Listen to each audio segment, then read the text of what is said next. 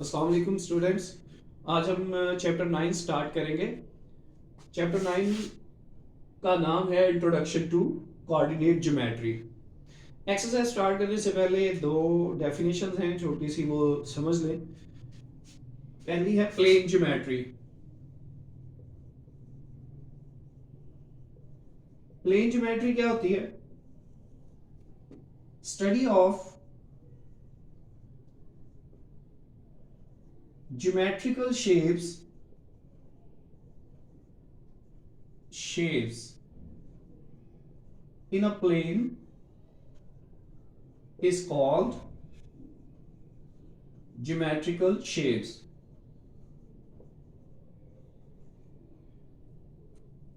Is called plane geometry. Sorry, shapes in a plane is called plane geometry. ठीक है जी।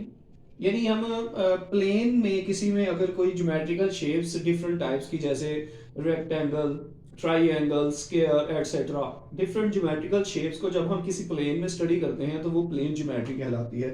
Plane वो होता है जो जिसमें हमारे पास सिंपल दो लेंथ्स हों, तो हम उन दो लेंथ्स के रेफरेंस से कोई चीज ड्रा करें। जैसे ये हमारा बोर्ड है, ये भी एक प्लेन में है, एक लेंथ है और एक विड्थ है, टू लेंथ्स होती हैं। तो इस तरह की कोई भी आपके पास प्लेन है, उसमें आप कोई ज्योमेट्रिकल शेप बनाते हैं, ट्राइएंगल, स्क्वायर एटसेट्रा, इनकी जब आप प्लेन में स्टडी करते हैं तो ये प्लेन ज्योमेट्री कहलाती है। इसी तरह से एक है कोऑर्डिनेट ज्योमेट्री। कोऑर्डिनेट ज्योमेट्री, अब हम अगर इस प्लेन को चार क्वाड्रेंट में डिवाइड कर दें, जैसे ये फर्स्ट क्वाड्रेंट, ये सेकंड, ये थर्ड और ये फोर्थ, ये चार क्वाड्रेंट बन गए। अब अगर हम इन चार क्वाड्रेंट्स में किसी ज्योमेट्रिकल शेप को स्टडी करेंगे इन क्वाड्रेंट्स के हवाले से, तो वो कहलाएगी कोऑर्डिनेट ज्योमेट्री। ये चैप्टर जहां से स्टार्ट होता है, इंट्रोडक्शन टू कोऑर्डिनेट ज्योमेट्री, मैं डेफिनेशन जरा वर्डिंग में लिख देता हूं आपको। Study of geometrical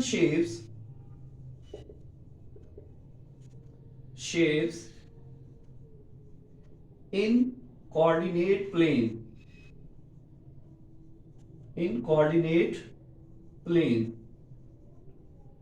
is called coordinate geometry.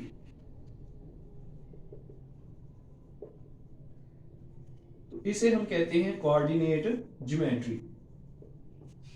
अब ये दो डेफिनेशंस जो है, ये आपके चैप्टर के स्टार्ट में जो पेज है ना, फर्स्ट जहां पे ये चैप्टर स्टार्ट होता है वहां पे लिखी हुई है, लेकिन पेपर के पॉइंट ऑफ व्यू से इतनी इंपॉर्टेंट नहीं है, यानी पेपर में नहीं आती कि define plane geometry, define coordinate geometry. मे भी आ भी जाए, इसमें कोई ऐसी खास रीजन भी नहीं है ना आने की।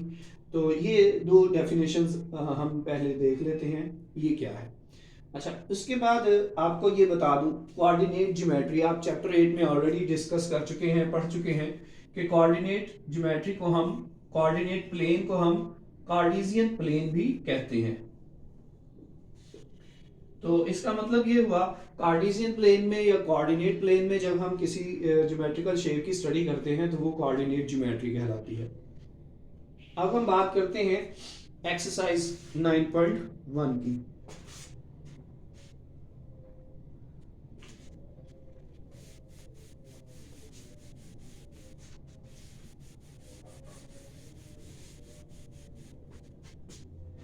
एक्सरसाइज 9.1 जो है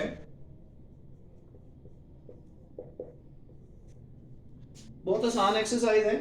अब उसने हमें, देखिए क्वेश्चन नंबर है, find the distance between the following pair of points. Question 1, find the distance between the following points.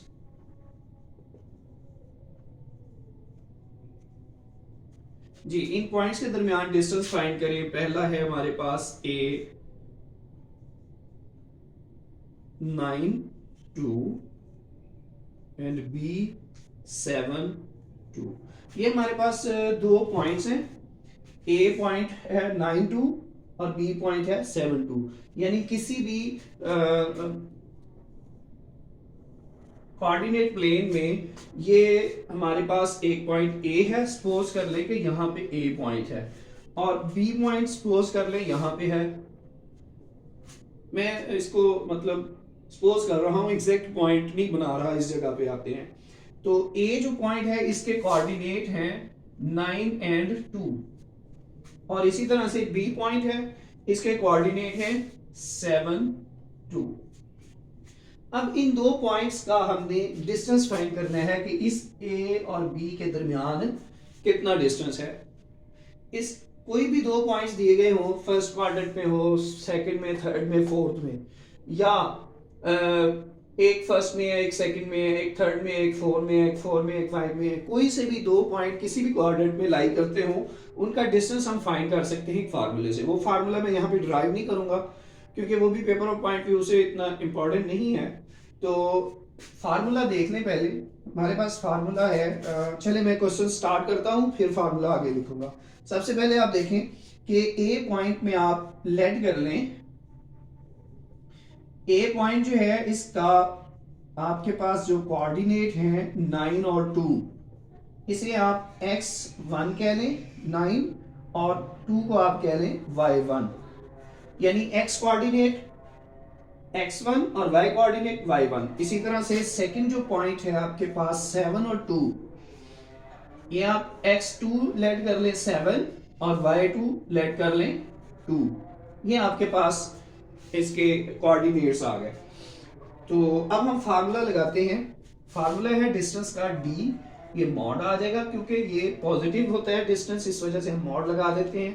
Formula है x2 minus x1 whole square plus y2 minus y1 whole square, और इसका ऊपर square root. अब ये values यहां पे put करके solve कर दे, सिंपल सा काम है।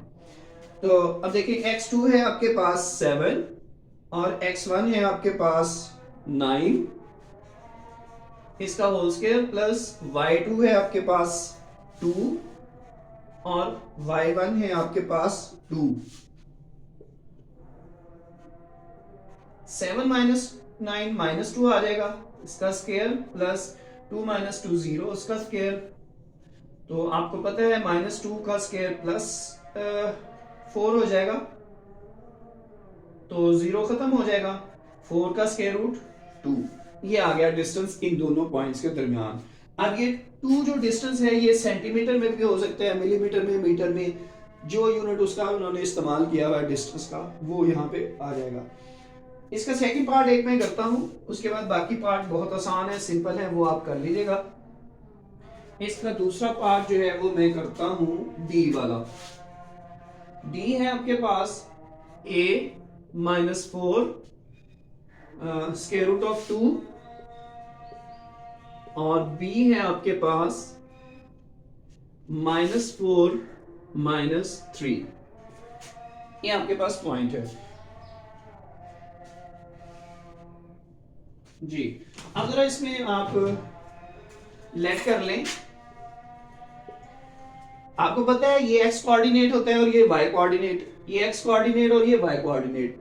अब दो पॉइंट्स हैं तो हम उनके जो x और y कोऑर्डिनेट हैं उनका डिफरेंस करने के लिए 1 1 2 2 लगाएंगे। जैसे ये x इज इक्वल टू -4 और y is equal to square root 2, तो ये वाला भी हमारे पास इसी तरह से x इज इक्वल टू -4 और y इज इक्वल टू -3 आ जाएगा।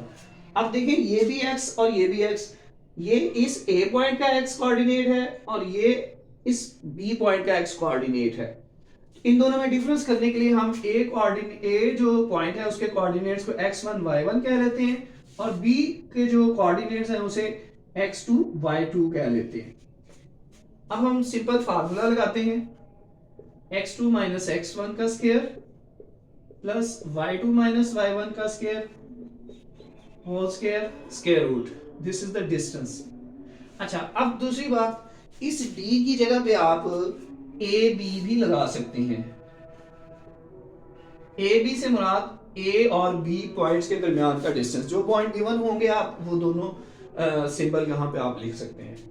तो अब x2 की वैल्यू पुट कर लेंगे -4, x1 की वैल्यू ये पुट कर लें -4, लेकिन ये चूंकि माइनस ये फार्मूले वाला है और ये माइनस इस वैल्यू के साथ है, तो इसे आप ब्रैकेट में लिख दें, ये आप स्केयर लगा दें, प्लस y2 की वैल्यू -3 और y1 की वैल्यू स्केयर रूट ऑफ 2, ये आ गया आपके पास -4 minus minus +4 whole square plus -3 minus square root of 2 square. अच्छा जी, -4 +4 0 और 0 का स्केयर 0, ये खत्म हो जाएगा।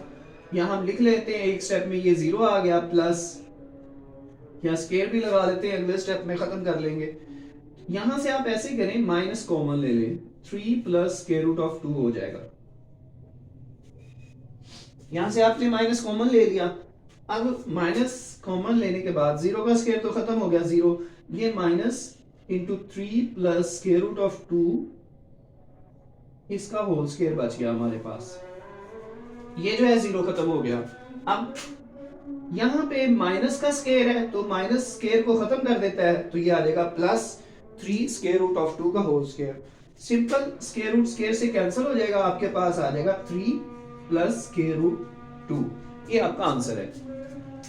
बाकी इसके जो रिमेनिंग पार्ट्स हैं वो सेम इसी तरह से हैं। आप इसको बाकी रिमेनिंग पार्ट्स इसको करें सॉल्व। अगर कोई प्रॉब्लम आए, इशू आए, तो आप मुझसे डिस्कस कर सकते हैं। उसके अलावा जो इसका सेकंड पार्ट है उसको हम नेक्स्ट वीडियो में करेंगे। आप इसके रिमेनिंग पार्ट्स, मेरा ख्याल है कुल टोटल इसके पार्ट्स हैं 6 हैं, 2 मैंने करवा दिए जो ज़रा मतलब आप कह रहे कि डिफिकल्ट थे स्क्वायर रूट की वजह से। बच्चे बात ऐसा करते हैं कि ये स्क्वायर इस स्क्वायर रूट से काट देते हैं, लेकिन ये इस तरह की गलती ना करें, इसलिए मैंने ये क्वेश्चन करवाया। तो इसका सेकंड क्वेश्चन मैं इंशाल्लाह कल अपलोड कर दूंगा।